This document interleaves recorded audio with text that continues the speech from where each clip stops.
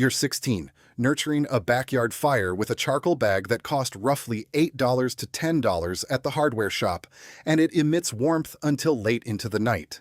2 decades later, an individual who transforms that identical black rock into electricity boasts a net worth of approximately $1.4 billion. The coal he vends departs the earth at around $14 per ton.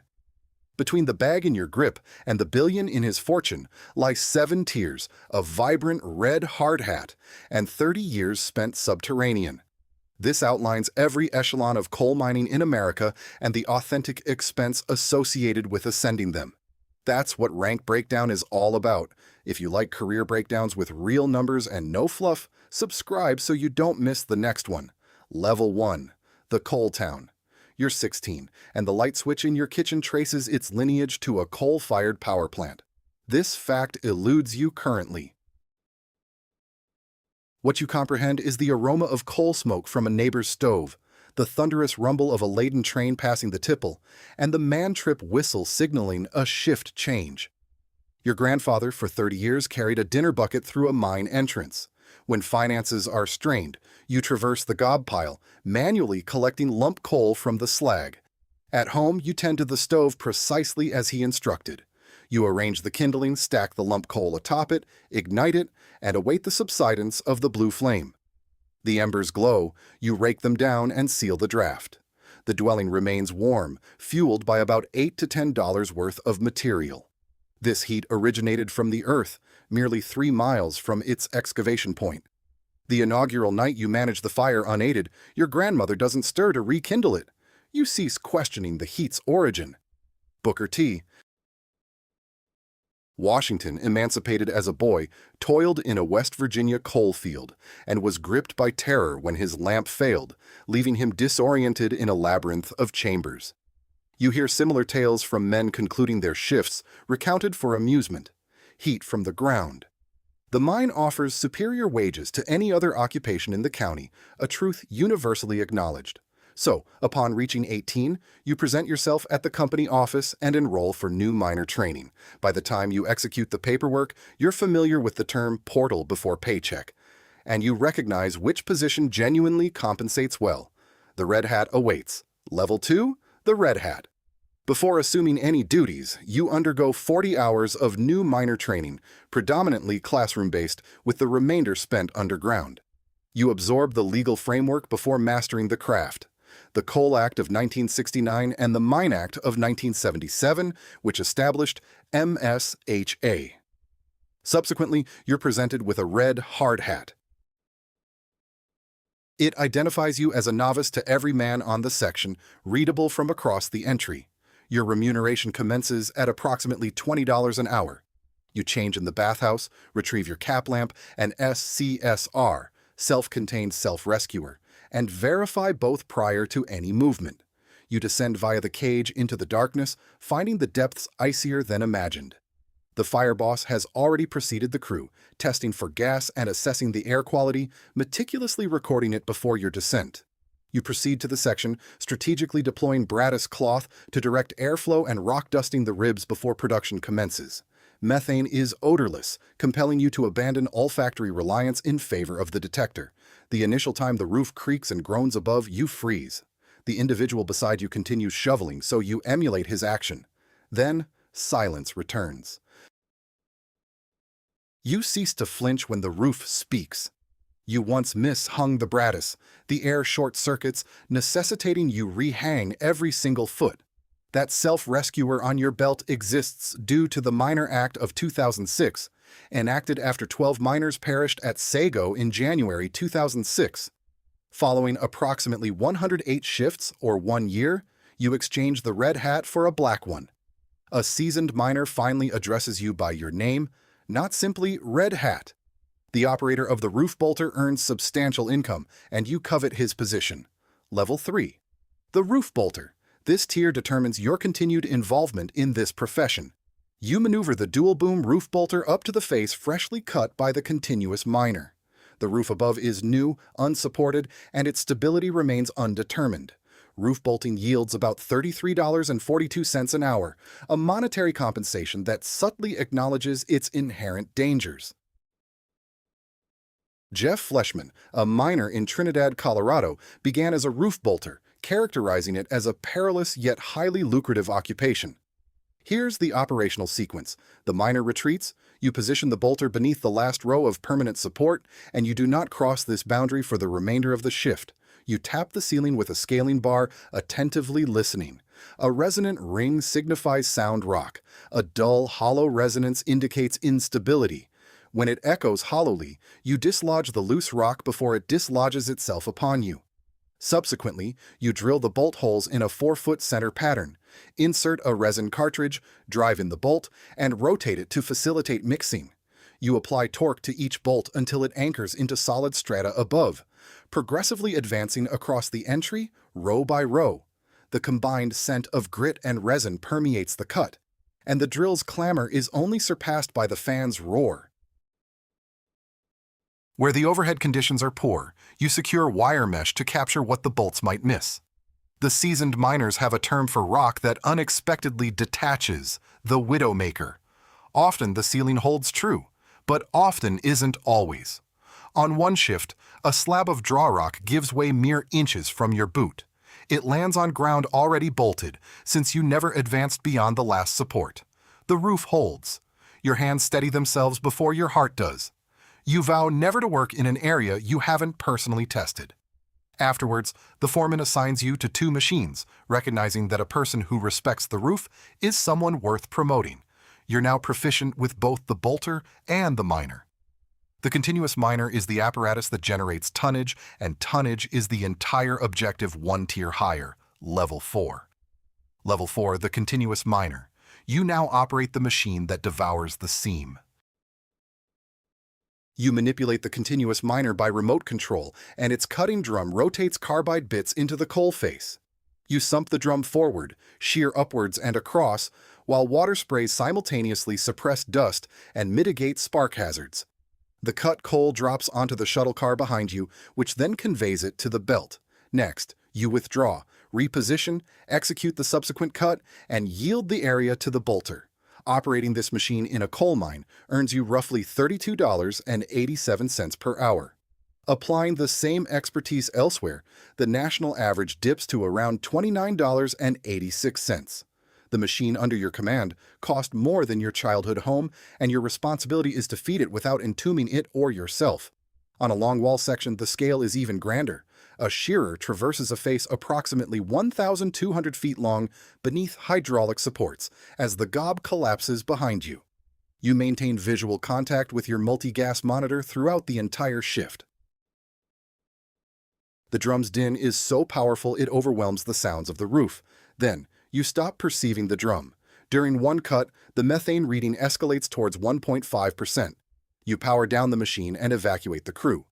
Production ceases, the boss senses the halt, the section falls silent, and you wait. Operations resume only when the air purifies and the tonnage output returns. No one was harmed, and the critical metric was gas concentration, not coal volume. Kelly Vecellio began his career at Colorado's Allen Mine, laying track and performing blasting before advancing to operate equipment just as you have. You are now the driving force behind the mine's revenue, but the individual who determines when you operate and when you cease possesses a certification you lack. Level 5. Level 5. The Fire Boss. This certificate represents the true barrier, requiring years, not just money. To sit for the State Foreman and Fire Boss exam in West Virginia, you must have 5 years of underground experience, including 18 months spent on an active section. The examination covers mine gases, fires and explosions, explosives, and the instruments essential to your work. Upon passing, the section legally becomes your responsibility every shift. Before the crew descends, you enter. You test for methane and oxygen at the face and the return air using an approved detector. You measure airflow with an anemometer to confirm sufficient circulation. You inspect the roof, ribs, and ventilation controls. Then, you date it, initial it, and document the conditions in the pre-shift examination book. You consult this book before you even consider your own name. Only then do you clear the section, or you don't. When a federal inspector issues a citation, the paperwork first arrives on your desk. First-line supervisors earn an average of about $81,340 annually. One shift, you uncover a ventilation issue you cannot resolve. You halt production and pull the entire crew. Tonnage ceases, the company incurs losses, and the section returns home unharmed. That is the essence of the job. Coal that costs coal, but saves lives. Bill Ross, who directed technical services at Massey Energy, once cautioned his superior that ignoring violations could not continue without the risk of a severe mishap. He was proven correct, and those who oversee operations learn to make the difficult choices he warned about. You certify it as safe, every single shift. Above you lies the office that governs the entire mine, not merely your section. Level 6. Level 6, the superintendent. You now oversee the entire operation across all shifts, primarily working from an above-ground office. The annual compensation is approximately $140,000. Each morning you review the overnight examination books and gas data before any coal is cut. You establish the day's longwall faces. Then you allocate the crews and equipment. You interpret the mine maps and ventilation schematics with the same scrutiny you once applied to the roof. Underground, you command tens of millions in machinery. In a surface mine, it's even larger. A single drag line costs around $50 million, and a new hire costs the company approximately $20 per hour. A 400-ton Caterpillar haul truck handles the overburden, and you are accountable for all of it. You cease going underground unless an issue arises. The work remains consistent. Your chair does not. One night, a roof fall entombs a section. You reroute the longwall and ensure the mine resumes production by morning. The following week, a federal inspector tours your sections and approves them without issuing a citation. The most vital number you protect never appears on a balance sheet. Source language, English. It's the metric that truly matters. The count of individuals who exit the mine cage at the close of every shift. You've managed this operation for years, and no fatalities have occurred under your supervision. One leadership position exists above yours, but you don't occupy it. Level 7. Level 7, the operator. There's a tier past the one you've attained, yet you don't ascend to it. It's either inherited, acquired, or constructed. This is the office where coal transforms from geological formation into financial asset. Here, the implements are proxy statements, securities filings, and a boardroom, not a headlamp and self-rescuer. You either establish or inherit these mines. You either merge companies or take them public. As the owner, you extract value and then, like Jim Justice, you divest and depart. He sold his West Virginia mines for approximately $450 million in 2009. Joe Kraft, president and chief executive of Alliance Resource Partners, commands a fortune valued between roughly $1.4 billion and $1.7 billion. The coal his firm extracts can fetch around $14 per ton. That $14 per ton translates into $1.4 billion.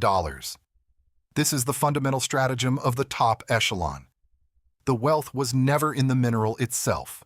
It resided in controlling the scale. You now sit opposite an operator and he listens, because an impeccable safety record on your sections presents a substantial monetary boon for him. You upheld immaculate mine sections for years, so the company continues to entrust you with increasingly larger operations. And the expenses the body incurs never reach this desk. A retired miner afflicted with black lung typically receives about $773 monthly. The Federal Mine Health Surveillance Program discovered black lung in over 10% of miners with 25 years underground and 20.6% in central Appalachia. Robert Murray developed the nation's largest privately held coal company and contested dust regulations in court for years. At 80, reliant on oxygen and nearing death, he personally applied for black lung benefits. And 29 miners perished at Upper Big Branch on April 5, 2010, after the company amassed hundreds of safety violations. The chief executive was incarcerated for it. You cease calculating tons and begin tallying the crew returning home. This is the distinction between the position you didn't seek and the one you earned. Final observation: reconsider the bag of charcoal. The identical black rock you used to fuel a backyard fire for about $8 to $10 is the rock that powered a county and forged a billion-dollar fortune.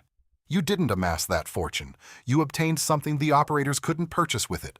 The mine section you can navigate flawlessly in your sleep. The work remains unchanged from day one. You are not. The Energy Information Administration recorded an 11.3% production decline in a single year, and the number of mines decreased from 560 to 524.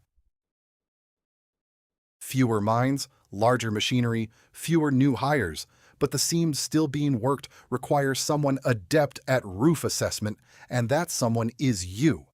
Some of the men you began with never reached an office chair, a roof collapse, a final labored breath. You carry their names within the same exam book you meticulously sign, ensuring its cleanliness every shift. This morning, a young recruit arrives for his inaugural shift. You present him with a red hat. He cannot yet interpret the section. You can discern it even in darkness. Behind him, elsewhere, another child tends a backyard fire with charcoal, learning the term for subterranean heat. He'll comprehend portal before paycheck. The red hat now rests on the kid's head, and you personally escort him to the cage.